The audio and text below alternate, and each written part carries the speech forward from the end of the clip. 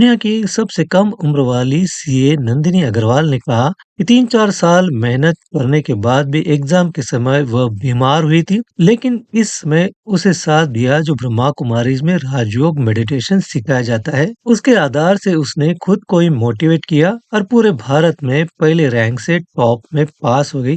साथ ही उसका Guinness book में ही नाम दर्ज हुआ। उसका भाई सचिन भी इसमें 18वीं रैंक से पास हो गया है। तो आइए हम उसका अनुभव आप सबको सुनाते हैं। मेडिटेशन में क्या बोलती थी, मॉम ने मुझे सिखाया था जो ब्रह्मा कुमारीज में बहुत टाइम से हैं। आई थिंक जब मैं 8 या 10 साल की थी तब से वो ब्रह्मा कुमारीज में है और उन्होंने तब से हमें मेडिटेशन कोर्स वो सब कराया हुआ था। तो Om Shanti. First of all thank you so much for giving me this opportunity to share my experiences here.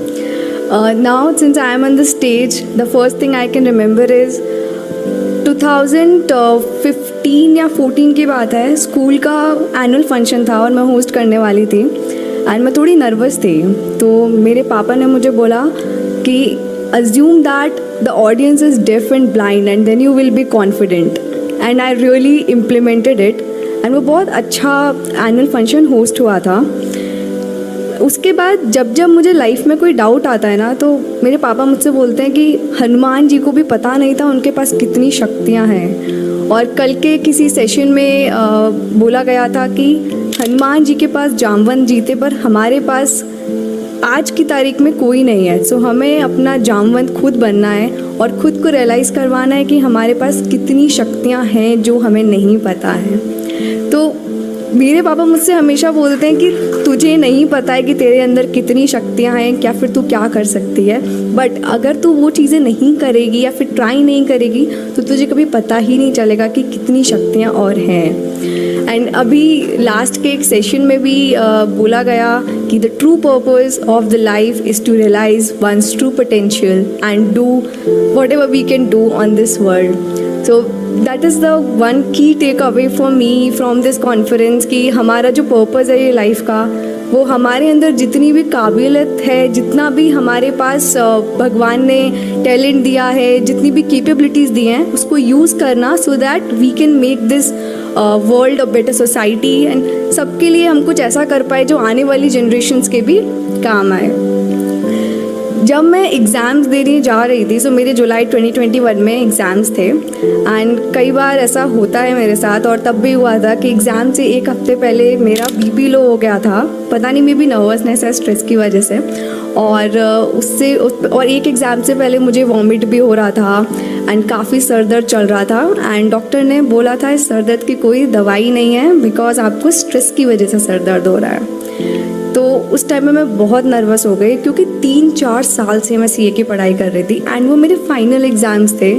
तो I was literally crying to my mom and मैं अपनी मम्मा को बोल रही थी कि मेरे साथ ही ऐसा क्यों हो रहा है, मेरा एग्ज़ाम से एक हफ़्ते पहले तबीयत क्यों ख़राब हो रही है। एंड उन्होंने बोला कि तूने अपना बेस्ट किया है, पॉजिटिव माइंडसेट के साथ एग्ज़ाम लिखने जाओ, सब कुछ बहुत अच्छा होगा।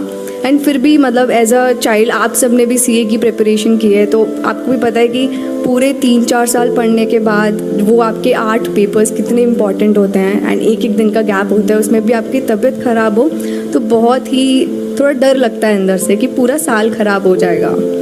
तो मैं जब एग्ज़ाम देने जाती थी तो मेरी मम्मा ने मुझे बोला था कि एग्ज़ाम स्टार्ट करने से पहले 1 या 2 मिनट का मेडिटेशन करना।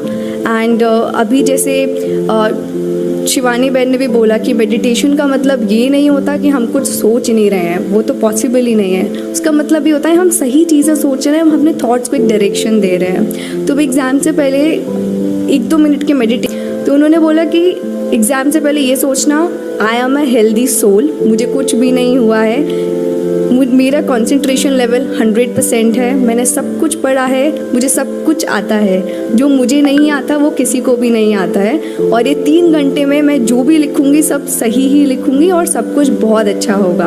आई have all the powers, I have all the required knowledge required for the exam.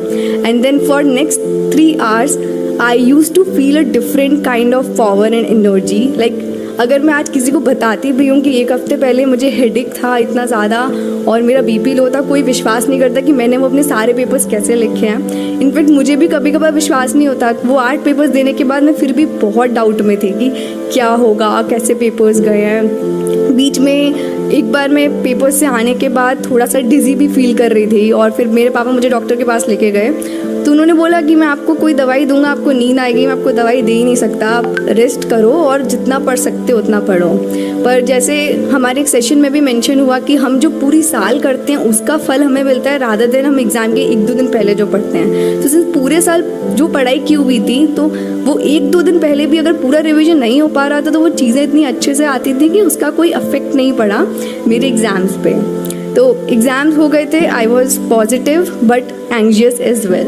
13 सितंबर को मेरा रिज़ल्ट आने वाला था। उससे एक रात पहले मेरे रूम में मेरी एक फ़ोटो है जो एक्सीडेंटली मेरे भाई के हाथ से गिर गई थी। मेरा भाई यहीं बैठा हुआ है सेकंड रो में। तो मुझे ना बहुत डर लगा था क्योंकि यूजुअली हम ऐसे देखते हैं ना सीरियल्स वगैरह में कि फ़ोटो गिर जाना एक अपशगुन होता है, कुछ बुरा होने वाला होता है। तो जब मेरी फ़ोटो गिर गई थी तो मुझे लगा अब तो बहुत ख़राब रिजल्ट आने वाला है, इसलिए क्लियर ही नहीं होगा। और मैं बहुत रोई, वो सुबह भी बहुत रोई और मुझे दिलासा देने के लिए मेरे मम्मी पापा मेरा वो फ़ोटो जोड़ने का भी ट्राई कर रहे थे। एंड मेरे पेरेंट्स मुझसे बोल रहे थे कि सब अच्छा ही होगा, सब अच्छा होगा, टेंशन मत लो। ये सब तो मतलब फ़ोटो गिर गई उससे ये थोड़ी ना कि 3 साल की जो मेहनत की है वो मतलब बर्बाद हो जाएगी। एंड काफ़ी समझा रहे थे बट इवेंचुअली हमें लगता है कि हमारे पेरेंट्स तो हमेशा हमें पॉजिटिव चीज़ें ही बोलते रहते हैं बट हमेशा ऐसा नहीं होता है। एंड 2 बजे रिज़ल्ट आया था। सबसे पहले मेरे भाई ने मेरा अपना रिज़ल्ट चेक किया था। He got all India rank 18 and फिर मेरा रिज़ल्ट हमने चेक किया एंड पहले हमने मार्क्स देखे। मेरे को सबसे पहले था मैं पास हो जाऊँ, मुझे अटेम्प्ट्स नहीं लगवाने हैं अपने, तो मैं पास थी। उसके बाद हमने मेरा रैंक चेक किया and it was AIR1 and I couldn't like stop crying at that moment. And उस टाइम पे मुझे एक्चुअली पॉजिटिविटी और ये सब चीज़ों का ट्रू मीनिंग समझ आया कि ऑल्दो काफ़ी सारी चीज़ें बातें चली आ रही हैं कि अगर ऐसा होगा तो बुरा होता है, इसका अगर कुछ फ़ोटो गिर जाए, कुछ टूट जाए तो कुछ गलत होने वाला है या सही होने वाला है। बट अगर आपने अपना कर्मा अच्छे से किया है, अपना हार्डवर्क अच्छे से किया है तो कोई भी अपशगुन या कोई भी ऐसी चीज़ आपके रिज़ल्ट को नहीं बदल सकती है।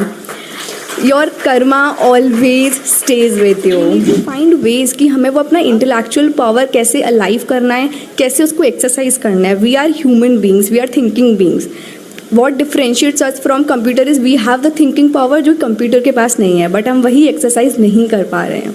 एंड आज ये कॉन्फ्रेंस अटेंड करके कल से और आज से भी it is like a revision for me कि मुझे पूरे दिन में कुछ टाइम मेडिटेशन के लिए निकालना है सो दैट मेरा जो इंटेलेक्चुअल पावर है ब्रेन का, मैं उसे फिर से रिवाइव कर पाऊँ एंड मैं वो चीज़ें कर पाऊँ जो सच में लाइफ में मैटर करती हैं rather than just running around productivity, efficiency etcetera.